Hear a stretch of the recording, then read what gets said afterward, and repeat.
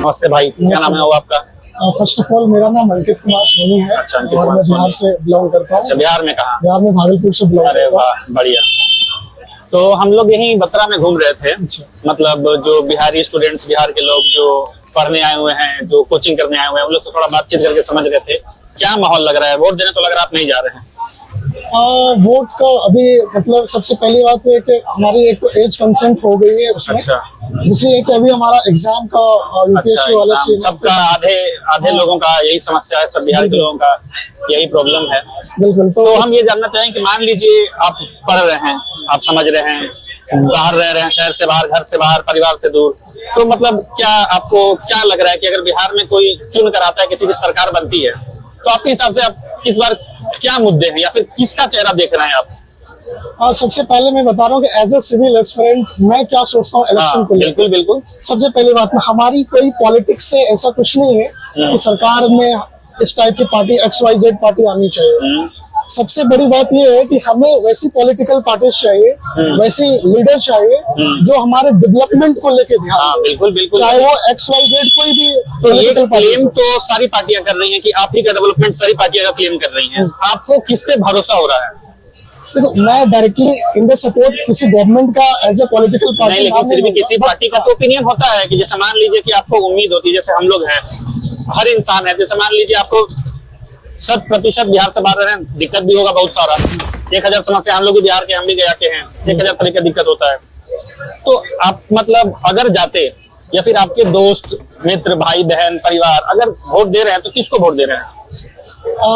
ये काफी critical question है क्योंकि ये हमारे पर्सपेक्टिव से ये चीजें नहीं हो रही। नहीं, लेकिन फिर भी एक पढ़ा लिखा भारत के एक इतने बड़े राज्य बिहार का युवा क्या सोच रहा है, ये हमारे ऑडियंस को थोड़ा बताइए कि मतलब आपका क्या ओपिनियन है। सबसे पहले मैं अपने तीन मुद्दे आप बता दिए, सबसे इम्पोर्टेंट 3 मुद्दे। सबसे पहले मैं आपसे ये दरख्वास्त करूंगा कि आप कोई भी पॉलिटिकल पार्टीज को वोट दें। सबसे पहले आप किसी के इन्फ्लुएंस में आके ना दें। सबसे पहली बात, अगर आप किसी पॉलिटिकल पार्टी को वोट दे रहे हैं तो सबसे पहले आप उसकी मैनिफेस्टो को देखो। वो मैनिफेस्टो आपको बहुत कुछ बता देंगे ये पॉलिटिकल पार्टी आगे चलकर किस चीज में काम करने वाली है। सबसे पहली बात, अगर आपको वो मैनिफेस्टो ना वो इथनिक वायलेंस को रिलेट करे, ना और भी कोई तरह के डिस्क्रिमिनेशन को क्रिएट करे, उसकी ऑब्जेक्टिव डेवलपमेंट होनी चाहिए, सोशो इकोनॉमिक डेवलपमेंट होनी चाहिए। अगर इस टाइप की मैनिफेस्टो अगर वो प्रमोट गवर्नमेंट करती है गवर्नेंस के लिए, तो मुझे लगता है कि आप बेधड़क कोई भी XYZ पार्टी हो, आप उसको वोट दे सकते हैं। जैसे आपकी सारी थ्योरी सही है, मैं प्रैक्टिकलिटी पे उतरता हूँ, ऑब्जेक्टिव क्वेश्चन पे। सारी पार्टियां एक से एक चीज क्लेम कर रही हैं। अपने पार्टी में सरकार में पिछले 20 साल से नीतीश कुमार जी को भी बिहार के लोगों ने देखा है, उसके पहले लालू सरकार को भी देखा था। अभी एक नई पार्टी जन स्वराज के नाम से एक नई पार्टी PK फैक्टर बन के आए हैं।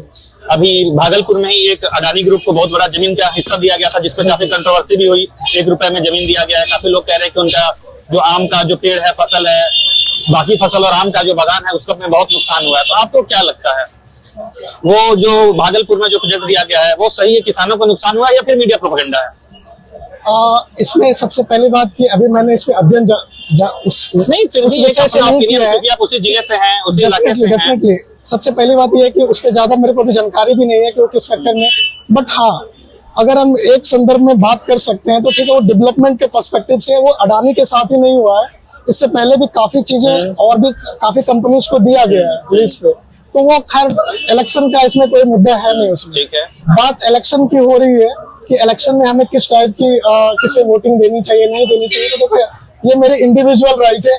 अगर मैं इस चीज को देखूं कि किसे हमें करनी चाहिए, तो मुझे लगता है कि फिलहाल एक तो जन स्वराज अभी रिसेंटली बहुत बढ़िया, सारे यूथ की आवाज जन स्वराज। एक तो ये है, लेकिन अभी एक नई अल्टरनेटिव के साथ, एक नए ऑप्शन के साथ जन स्वराज खड़ा है। बिल्कुल, एक ये मुझे लग रहा है। दूसरा है क्या कि गवर्नमेंट चेंज भी होनी काफी जरूरी रहता है। अगर गवर्नमेंट चेंज हो जाती है, ये बात भी सही है। डेवलपमेंट मतलब कहीं ना कहीं इसके पीछे से ओपिनियन निकल रहा है कि हो गया, नीतीश चाचा बस हो गया, अब चेंज चाहिए। हाँ, अभी अच्छा काम किया आपने, लेकिन अब चेंज चाहिए। बिल्कुल चेंज चाहिए। बिल्कुल, तो चेंज के नाम पे मैं बस 3 नाम लूंगा, बस एक नाम बताइए। चिराग पासवान, प्रशांत किशोर, तेजस्वी यादव। मुझे लगता है कि प्रशांत किशोर। बहुत बढ़िया, बहुत अच्छा लगा आपसे बात कर। चलिए।